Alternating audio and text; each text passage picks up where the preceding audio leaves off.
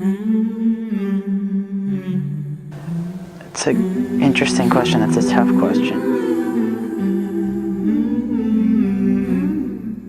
Whether I asked them for advice or not, it just was this sort of through osmosis, this thing that I would gather and glean from just watching my dad have a studio in his house, people coming through, and it just always felt, the studio felt like a natural environment. I never felt as in awe as maybe someone would be as the first time walking into a studio and being like, what? Does my heart not speak with my mind? Well, I wanted to be a professional magician when I was a kid, and I still occasionally enjoy to get back into that hobby, as dorky as it is. It is an amazing art form, I think.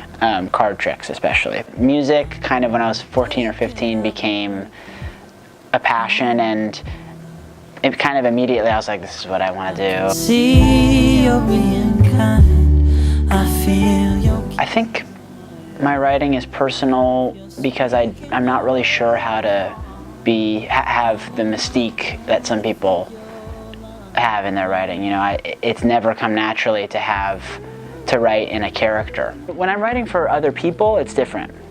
But when I'm writing for myself, and sometimes that line is blurred, I don't know whether I'm writing for me or somebody else. But when I know I'm writing for myself, I can't deliver it if it's not pretty real to me.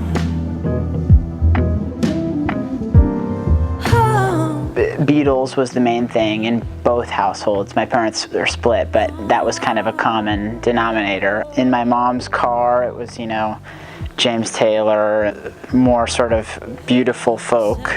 My dad was like Steely Dan, like chops. Really great record making, pristine record making, really incredible playing. And that's something that I still love, but you know, it was very clean. And so discovering more textured and raw things was a later thing for me. That my sister started showing me stuff like that. In the past, when I would write, I would have ideas about production very soon after I had written the song, kind of as a way to cover something up. I could write a bridge, or we could have a thing happen, and I would have fun imagining these musical things that would sort of massage any weakness in the song or stuff like that. That was kind of my process. When I would write with Barbara, who was my sister and the other member of the Bell Brigade, you know, when we would work together, it was like a lot of back and forth trying to trim that stuff. But, you know, writing alone was a different thing until this record for me, because I really kind of put in all the work that I had sort of learned from working with people into, you know, making these things concise and as good as they could be on their own, just the bones of the song. If it works just as the basic thing, it's gonna work in a lot of different other ways too. When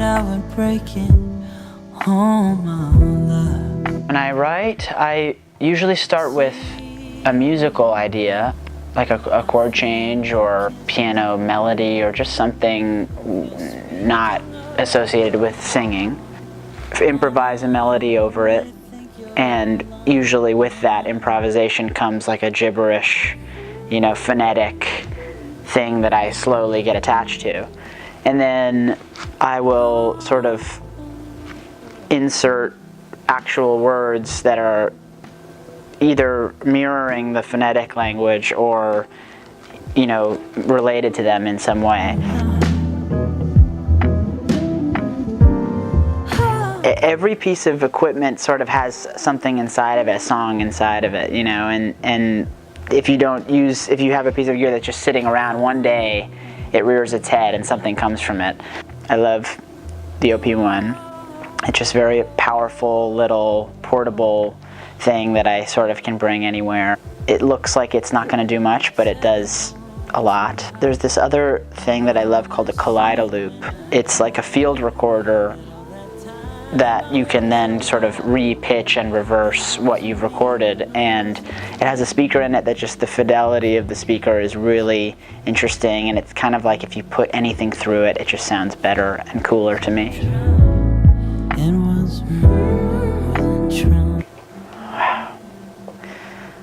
To collaborate with anybody. I would love to be in a room with Debussy and just see what was going on. He's the most colorful writer and composer, I think, for my soul. It's just too beautiful. I for a long time had one band, which was wonderful, and it was the best learning experience of my life so far. Once that ended, I sort of made a decision that I never want to have all eggs in one basket. I really like to be able to pivot quickly from producing somebody's record to making my own, or to writing an arrangement for something, or I would love to do some scoring. I would prefer to be well-rounded and experimental and having fun than to be to get stuck somewhere. I can see. I have to tell myself this all the time, but I wish it was more deeply ingrained in me when I was younger that your path is a natural thing. I mean, it's not something that should be so calculated, or you shouldn't have anxiety about, what direction am I going to go in? Everything helps, that was a piece of advice that my dad gave me that was really profound and still, inspires me, which is that even if it doesn't seem like it's something that you want to be doing, it will help eventually towards what you do want to be doing. To follow your nose is the best way. It's hard to do because it might seem like the wrong decision, but it's good to just sort of have faith in what life brings. Don't think about songwriting as a job when you're first starting. Find a writer that you revere and go deeply inside of how it works. But there's no trick and there's no rules, but just be obsessed with it, or else it's not going to feel as powerful as it should. It wasn't me.